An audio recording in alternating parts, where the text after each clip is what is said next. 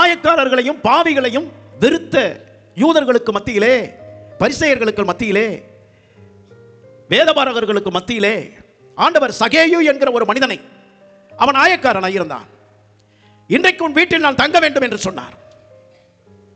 எல்லாருக்கும் தூக்கி வாரி போட்டது.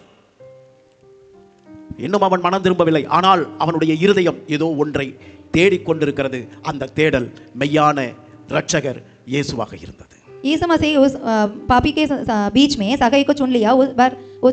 सगाई भी फारसी लायक है, पर उनकी मन में कुछ खोज करते हैं, उस खोज से यीशु मसीह चुनते हैं. இன்னும் அவன் சத்தியத்தை கேட்கவில்லை, இன்னும் அவன் தேவனுடைய வார்த்தையை நேரடியாக கேட்கவில்லை. ஆனால் அவரை காண வேண்டும் என்று ஆசைப்பட்டான். கண்ட உடனே அவன் எடுத்த தீர்மானம் என்ன? தன்னுடைய வாழ்க்கையில் இருந்த பாவங்களை அறிக்கையிட்டு மனம் திரும்புகிறதாக ஒப்பு கொடுத்தான்.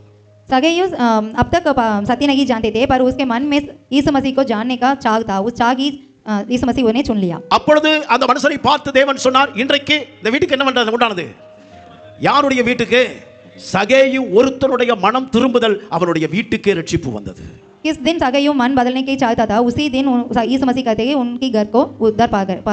கொர்நேலியு என்கிற ஒரு மனுஷனுடைய வாழ்க்கையில இருந்த தேவனுக்கு பிரியமான காரியம், அவனுடைய வீடு, அவனை சுற்றி உள்ள எல்லாருக்கும் ஒரு மிகப்பெரிய ரட்சிப்பு வந்தது. कोर्नेलियस की जिंदगी देखे थे, वो उसकी परंपरा आशीर्वाद पाते थे. எத்தனை பேர் என் வீட்டுக்குள்ள இயேசுநாதர் நிரந்தரமா தங்கணும்னு நினைக்கிறீங்க? कितने लोग चाहते थे यीशु मसीह हमारे घर में भी निरंतर से आना है. சகேயு என்ன செய்தாரோ அதை நாம் செய்வோம். सगाई क्या किया वही ही हम भी करना चाहिए. சகேயு முற்றிலுமாய் மனம் மாறினார்.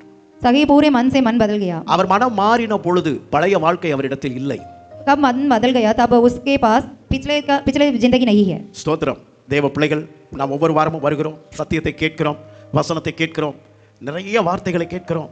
இன்னைக்கெல்லாம் நிறைய வார்த்தைகள்.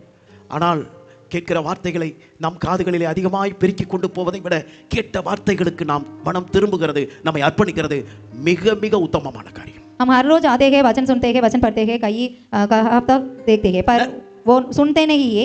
हमारे मन में बदलना चाहिए, वही ही बहुत आवश्यक होता है. நிறைய வார்த்தைகளை கேட்டு, வார்த்தைகள் எனக்கு நிறைய தெரியும், வாழ்க்கையில எந்த மாற்றமும் இல்லை, அந்த நிலை நமக்கு வர வேண்டாம். கேட்ட கொஞ்சம் வசனத்திற்கு நம்மை அர்ப்பணிப்போம். கர்த்தர் நம்மை கொண்டு பெரிய காரியங்களை செய்வாராக.